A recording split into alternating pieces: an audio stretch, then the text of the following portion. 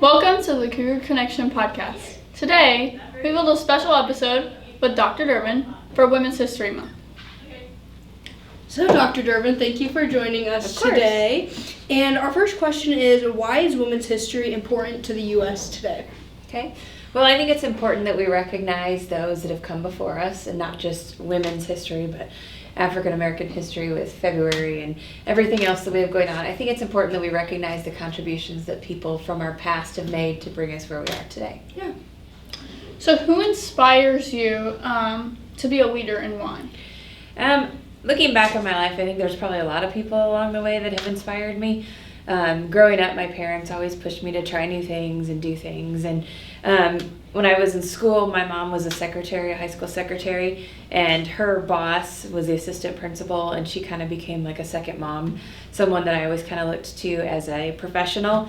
And she encouraged me to, do my best and push forward. And then when I was in college, I had a professor, Dr. Rebecca Belcher, who met with me a lot, and we had a lot of good conversations, and she pushed me to do a senior thesis and pushed me to kind of further myself. So Yeah.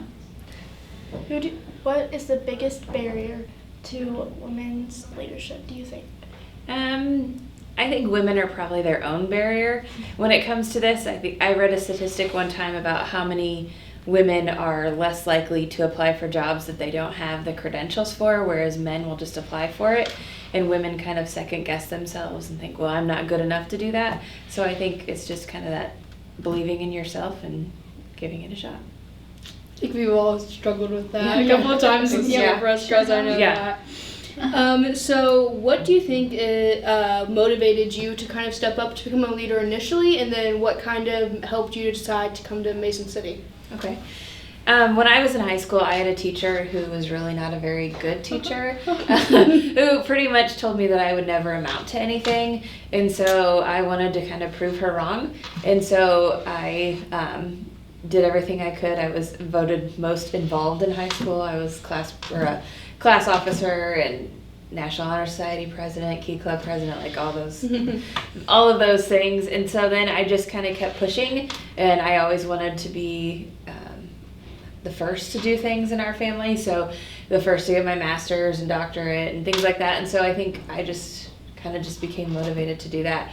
As far as in education, I never wanted to be an administrator. I always just wanted to be a teacher, and then I started taking classes and realized that I liked it, and then just kind of kept going from there.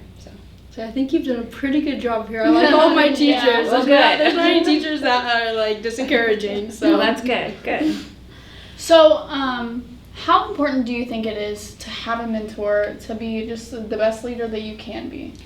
I think especially in leadership, it's kind of lonely sometimes because you can't really be friends with everybody or run ideas off everyone. So I think it's good to have a mentor that you can talk to and be honest with, and kind of get a sounding board.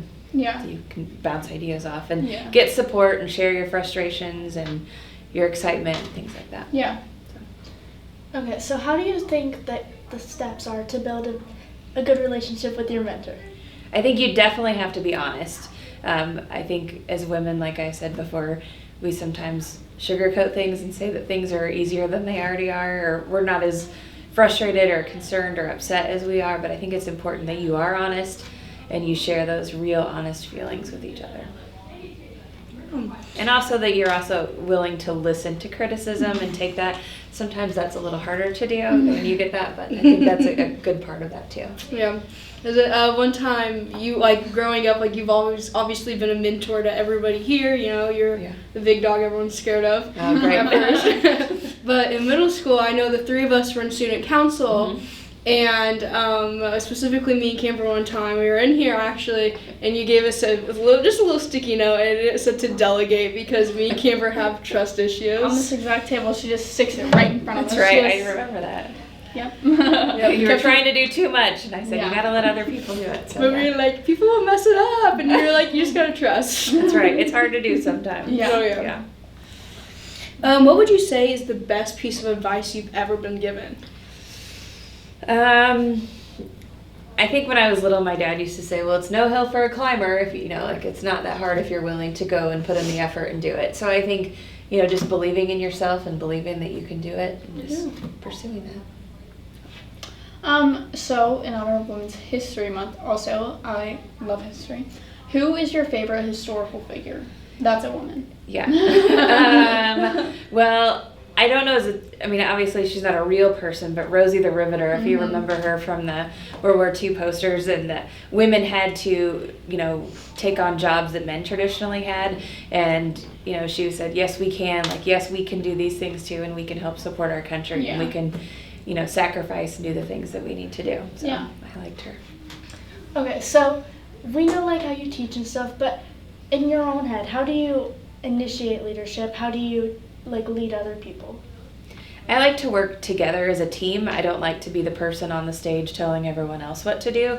So I believe a lot in getting input from others and committee members and that team approach, just problem solving and then going from there.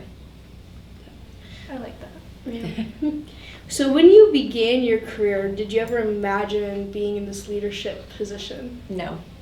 Nope, I really had no desire. I was pretty content teaching high school English and talking about mice and men and all of those things, but I just kind of felt like it was just something that I was kind of called to do and just stepped up, and I was slowly taking on more leadership responsibility as a teacher and getting involved, and so just kind of one thing after another.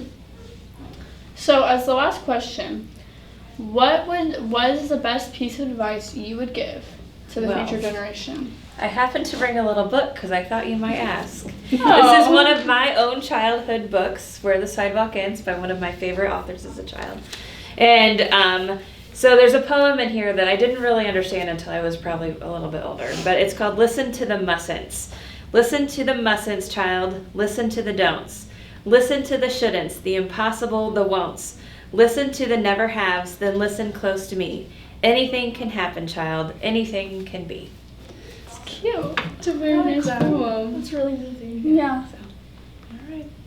So did you always like poem books like that, where it's all poems? Well, have you ever read Shel Silverstein? Yeah. They're very funny. A lot of them are very funny. There's some very interesting ones in there. And I had a teacher, actually when I was in grade school, our principal would come over the intercom and read poems from these books to us, and sometimes they were fun and funny, and sometimes they weren't. So this was the rage when I was growing up. Many, many, many years ago. I don't know what you're talking about. So. Yeah. I find whenever I'm it's just a regular book, but it's set up in that poem form. You know? I can't read it. It's terrible. But I also don't like reading. Would you say that's probably one of the reasons why you were attracted to go into English?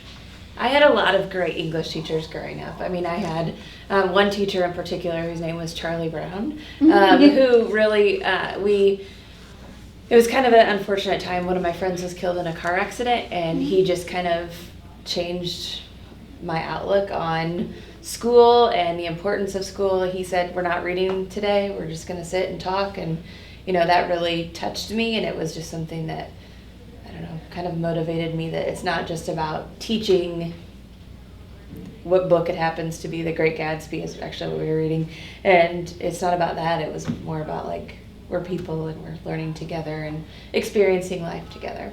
Yeah. Actually, I have one more question. Okay. And it's nothing pertaining to Women's History Month, but I'm curious because you know every single class that happens in this building. What is the class that you would like to take and why? Well, obviously it's the class. No! But I do think it would be fun. I taught a class similar, in nature, but we didn't have all the technology and things, and but I think it would have been fun to do something like that, and I would have liked to take it as a student. So. Well, you can come join us at any time. Okay, thanks.